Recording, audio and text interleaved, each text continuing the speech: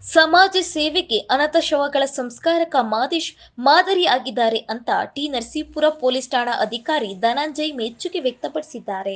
ಸದ್ಯ ಇಲ್ಲಿನ ಶ್ರೀ ಗುಂಜ ನರಸಿಂಹಸ್ವಾಮಿ ದೇವಾಲಯದ ಬಳಿ ನಡೆದ ಮಾದೇಶ್ ರಾಯಿ ಸುಂದರಮ್ಮರವರ 7ನೇ ವರ್ಷದ ಪುಣ್ಯಸ್ಮರಣೆ ಕಾರ್ಯಕ್ರಮದಲ್ಲಿ ಅವರು ಭಾಗವಹಿಸಿ ಮಾತನಾಡಿದರು. ಕೆಲವೊಂದು ಸಮಯದಲ್ಲಿ ಸಂಬಂಧಿಕರುಗಳೇ ಶವ ಸಂಸ್ಕಾರ ಮಾಡಲು ಬರುವುದಿಲ್ಲ. ಇಂತಹ ಸಂದರ್ಭದಲ್ಲಿ ಯಾವುದೇ ಫಲಾಪೇಕ್ಷೆ ಇಲ್ಲದೆ ಸ್ವಂತ ಖರ್ಚಿನಲ್ಲೇ ಅನಾಥ ಶವಗಳನ್ನು ಮಾದೇಶ್ ಸಂಸ್ಕಾರ ನೆರವೇರಿಸಿದ್ದಾರೆ. ಮುಂದಿನ ದಿನಗಳಲ್ಲಿ ಮಾದೇಶ್ಗೆ ರಾಜ್ಯ ಮಟ್ಟದ ಪ್ರಶಸ್ತಿ ಲಭಿಸಲಿ ಅಂತ ಹಾರೈಸಿದರು. ಮತ್ತು ತ್ರಿವರ್ಣ ಸಂಗಮದ ಹತ್ತಿರದಲ್ಲಿ ಈ ವೇದಿಕೆಯ ಮೇಲೆ ಮಾದೇಶ್ರವರ ಮಾತೃಶ್ರೀಯವರ 7ನೇ ವರ್ಷದ ಪುಣ್ಯತಿಥಿಯ ಅಂಗವಾಗಿ ಒಂದು ಕಾರ್ಯಕ್ರಮವನ್ನು ಹಮ್ಮಿಕೊಂಡಿದ್ದಾರೆ. ಬಹುಶಃ ನನಗೇನಿಸ್ತದೆ ಅಂದರೆ ಮಾತೃದೇವೋಭವ, ಪಿತೃದೇವೋಭವ, ಆಚಾರ್ಯ ದೇವೋಭವ ಅಂತ ಬಾಯಲ್ಲಿ ಹೇಳ್ತೀವಿ. ಆದರೆ ಕಾರ್ಯತ ಮಾಡೋರು ಎಷ್ಟು ಜನ ಇದ್ದಾರೆ ಅಂತ ನನಗೆ ಗೊತ್ತಿಲ್ಲ. ಆದರೆ ನಾನು ಕಣ್ಣಾರ ನೋಡಿದಂಥದ್ದು ಅಂದರೆ ಅವರ ತಂದೆಯ ಪುಣ್ಯಸ್ಮರಣೆಯಲ್ಲಿ ಅನೇಕ ಕಡೆ ಕಾರ್ಯಕ್ರಮಗಳು ಮಾಡಿದ್ದೀವಿ. ಆಸ್ಪತ್ರೆಯಲ್ಲಿ ಹೋಗಿ ರೋಗಿಗಳಿಗೆ ಹಣ್ಣು ಹಂಪಲು ಹಂಚಿದ್ದೀವಿ. ನಮ್ಮ ಕೈಲಿ ಅವರು ಹಣ್ಣು ಹಂಪಲು ಹಂಚಿದ್ದಾರೆ. ಅನೇಕ ಕಾರ್ಯಕ್ರಮನ ತಂದೆ ಮತ್ತು ತಾಯಿಯ ಸ್ಮರಣೆಯನ್ನು ಮಾಡ್ಕೊಂಬರ್ತಾಯಿದ್ರು. ಯಾರ್ಯಾರು ಇದ್ದರೆ ಬಹುಶಃ ಮಾದೇಶ್ರವರ ಮಾತನ್ನು ಸಂದರ್ಭ ಹೇಳಕ್ಕೆ ಇಷ್ಟಪಡ್ತಾ ಇದ್ದೀನಿ. ಬಹುಶಃ ಯಾತಕ್ಕಾಗಿ ಮಾತನ್ನು ಹೇಳಿದೆ ಅಂದರೆ, ನೀವು ಮೊನ್ನೆ ಟಿ ವಿಲಿ ನೋಡಿರಬೇಕು, ಸಾಹೇಬರು ನೋಡಿರಬೇಕು ಅಂತ ಕಾಣುತ್ತೆ. ಈ 3 ಜನ ಮಕ್ಕಳು, ಒಳ್ಳೆ ಮಕ್ಕಳು. ಅವ್ರ ತಾಯಿ 85 ವರ್ಷ ತಾಯಿ. ಆ ತಾಯಿಯನ್ನು ಕಾರ್ನಲ್ಲಿ ಕರ್ಕೊಂಬಂದು ರೋಡಲ್ಲಿ ಬಿಸಾಕ್ಬಿಟ್ಟು ಹೋಗಿರ್ತಾರೆ. ನೋಡಿರಬೇಕು ಟಿ ವಿನಲ್ಲಿ. ತಾಯಿಯನ್ನು ರೋಡ್ನಲ್ಲಿ ಬಿಸಾಕಿ ಇವ್ರಿಗೆ ಯಾಕೆ ಮಾಡಬೇಕು ಅಂತೇಳಿ ಅವರಿಗೆ ಶುಶ್ರೂಷೆ ಮಾಡಲಾರ್ದೆ ರೋಡಲ್ಲಿ ಬಿಸಾಕ್ಬಿಟ್ಟು ಹೋಗ್ತಾರೆ. ಮೊನ್ನೆ ಮಾತು ಇದು. ಆ ಸಂದರ್ಭದಲ್ಲಿ ಯಾರೋ ಪುಣ್ಯಾರ್ಥರು ಮಾದೇಶ್ವರರು ಹೋಗಿ ನೋಡಿ ಅಮ್ಮನ್ನ ಕರ್ಕೊಂಡೋಗಿ ವೃದ್ಧಾಶ್ರಮಕ್ಕೆ ಸೇರಿಸ್ತಾರೆ. ಅಂಥ ಕಾಲದಲ್ಲಿ ಮಾದೇಶ್ವರವರು ಇಂಥ ಒಳ್ಳೊಳ್ಳೆಯ ಕಾರ್ಯಕ್ರಮವನ್ನು ಮಾಡ್ಕೊಂಬರ್ತಾ ಇದ್ದಾರೆ. ಇದೊಂದೇ ಅಲ್ಲ, ಶವ ಸಂಸ್ಕಾರ ಮಾಡೋದು ನಮ್ಮ ಸಾಹೇಬರು ಹೇಳಿದ್ರೆ ಅಷ್ಟು ಸುಲಭ ಅಲ್ಲ. ನಮ್ಮ ಸ್ವಂತ ಜನ ಏನಾದ್ರು ಹೆಚ್ಚು ಕಮ್ಮಿ ಆದರೆ, ಒಬ್ಬ ರಾಜಕೀಯ ವ್ಯಕ್ತಿ, ದೊಡ್ಡ ವ್ಯಕ್ತಿ ಮಂತ್ರಿ ಆಗಿದ್ದರು, ಅದು ಹೆಸರು ಹೇಳಲ್ಲ ನಾನು, ಅವ್ರ ಶವದ ಹತ್ರ ಯಾರೂ ಹೋಗೋಕ್ಕಾಗಲಿಲ್ಲ, ಸಮಾಧಿ ಹತ್ರ ಹೋಗೋಕ್ಕಾಗಲಿಲ್ಲ, ದೂರ ಅಷ್ಟೇ ನಿಂತ್ಕೊಂಡು ಪುಷ್ಪಾರ್ಚನೆ ಮಾಡುವಂಥ ಸಂದರ್ಭ.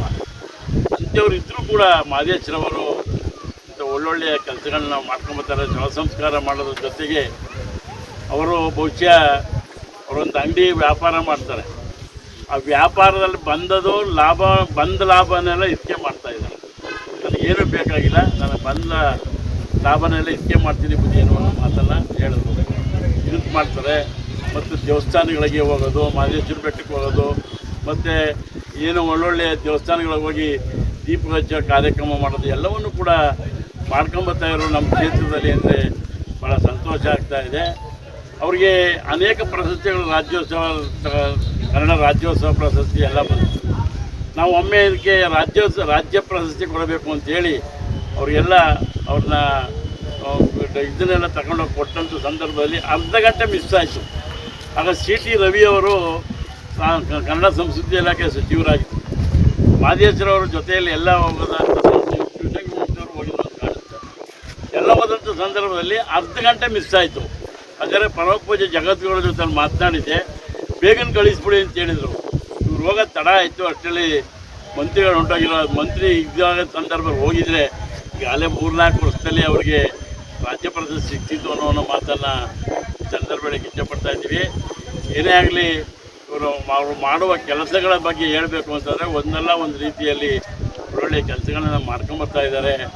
ಬಹುಶಃ ನಮ್ಮ ತಾಲೂಕಿನಲ್ಲಿ ಏನೋ ಒಂದು ಇಂಥ ಒಬ್ಬ ವ್ಯಕ್ತಿ ಇದ್ದಾರಲ್ಲ, ನನಗನ್ನಿಸ್ತದೆ ಅನೇಕ ಕಾರ್ಯಕ್ರಮಗಳನ್ನ ಮಾಡ್ತಾರೆ. ನಮ್ಮ ಶಿವಶಂಕರಮೂರ್ತಿಯವರು ಮತ್ತು ಕುಮಾರಸ್ವಾಮಿ ಅವರು ಎಲ್ಲರೂ ನೀವೆಲ್ಲ ಸೇರಿ ದೊಡ್ಡ ದೊಡ್ಡ ಕಾರ್ಯಕ್ರಮಗಳನ್ನ ಮಾಡ್ತಾಯಿದ್ದಾರೆ.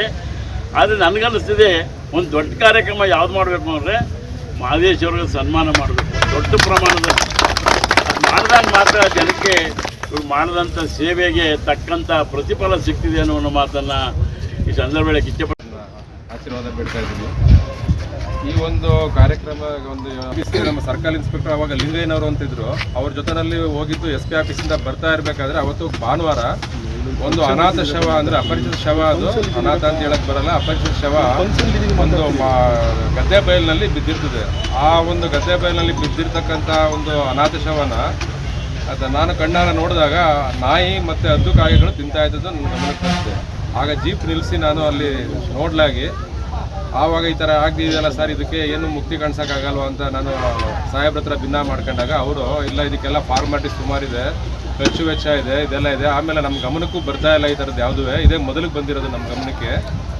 ಬಂದರೂ ಕೆಲವರು ಪೊಲೀಸರಿಗೆ ಮಾಹಿತಿ ಕೊಡೋದಕ್ಕೆ ಹಿಂಜರಿಕೆ ಇದೆ, ನಮ್ಮನ್ನೆಲ್ಲಿ ಸಿಕ್ಕಾಕಿಸ್ತಾರೋ ಮಾಡ್ತಾರೋ, ನಾವೆಲ್ಲಿ ಕೋರ್ಟು ಕಚೇರಿಗೆ ಹತ್ತಬೇಕು ಅಂತ ಈ ಥರ ಎಲ್ಲ ಇದೆ. ಅದಕ್ಕೆ ನಮಗೂ ಯಾರೂ ಹೇಳ್ತಾ ಇರಲಿಲ್ಲ. ಇದೇ ನೀವು ಮೊದಲು ನೋಡಿದ್ದೀರಿ, ನೀವು ಕಂಪ್ಲೇಂಟ್ ಕೊಡಿ ಅಂತ ಹೇಳ್ಬಿಟ್ಟು ನನ್ನ ಹತ್ರ ಒಂದು ಕಂಪ್ಲೇಂಟ್ ತಗೊಂಡ್ರು.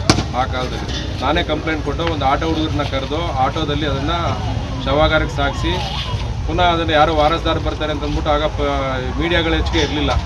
ಅದು ಪೇಪರ್ನಲ್ಲಿ ಸುದ್ದಿ ಪ್ರಕಟ ಮಾಡಿದೋ, ಆದರೂ ಯಾರೂ ಬರಲಿಲ್ಲ. ಬರದೇ ಇದ್ದಾಗ ಖರ್ಚು ವೆಚ್ಚ ಮಾಡಿ ಒಂದು ಅಂತ್ಯ ಸಂಸ್ಕಾರ ಮಾಡೋದಕ್ಕೆ ಶುರುವಾದಂಥದ್ದು ಇವತ್ತು 1000ಕ್ಕೂ ಅಧಿಕವಾಗಿದೆ. ಅದಕ್ಕೆ ಕಾರಣ ಏನಂತಂದರೆ ನಮ್ಮ ಪೊಲೀಸರ ಒಂದು ಸಹಕಾರ. ಅದು ಅವರು ಸಹಕಾರ ಕೊಟ್ಟು ನನಗೆ ಈ ಒಂದು ಅವಕಾಶ ಕಲ್ಪಿಸ್ಕೊಟ್ಟಿದ್ದಾರೆ. ನಮ್ಮ ತಂದೆ ತಾಯಿಗಳಿಗೆ ಆ ಸಂದರ್ಭದಲ್ಲಿ ನಾನು ಹೇಳಿದಾಗ ಮೊದಲಿಗೆ ಅವರು ವಿರೋಧ ಮಾಡಿದ್ರು. ಅನಾಥ ಶವ ಸಂಸ್ಕಾರ ಮಾಡೋದು ಅಂದರೆ ಸುಲಭವಾದ ಕೆಲಸ ಅಲ್ಲ, ಅದರ ಸಂಪ್ರದಾಯಬದ್ಧವಾಗಿ ಮಾಡಬೇಕು, ಇಲ್ಲ ಅಂತಂದರೆ ಲೋಪ ಉಂಟಾದರೆ ಅದರ ಪಾಪಕರ್ಮ ನಮಗೆ ಬರುತ್ತೆ, ಅದು ನೀನು ಹೊತ್ಕೊಳ್ಳೋಕೆ ರೆಡಿ ಇದೆಯಾ ಅಂತೆಲ್ಲ ಪ್ರಶ್ನೆ ಮಾಡೋದು. ಆವಾಗ ಇಲ್ಲ, ನಾನು ಮಾಡೋದಕ್ಕೆ ರೆಡಿ ಇದ್ದೀನಿ ಅದನ್ನೆಲ್ಲ ಅಂತಂದ್ಬಿಟ್ಟು ಹೇಳಿ ಅವ್ರನ್ನ ಮನವೊಲಿಕೆ ಮಾಡಿದಾಗ ನಮ್ಮ ತಾತ ಅವರು ಕೂಸಪ್ಪನವರು ಮೈಸೂರು ಅರಮನೆಯಲ್ಲಿ ಸಂಸ್ಕೃತ ಪಂಡಿತರಾಗಿ ಕೆಲಸ ಮಾಡಿದರು. ಅವ್ರು ಹೇಳ್ತಾ ಇದ್ರು, ಪರೋಪಕಾರ ಅಂತಂದರೆ ಒಂದು ನಮ್ಮ ಅರ್ಥನ ನಮ್ಮ ಸಾಹೇಬರು ಅದನ್ನು ಬಿಡಿಸಿ ಹೇಳಿದ್ರು.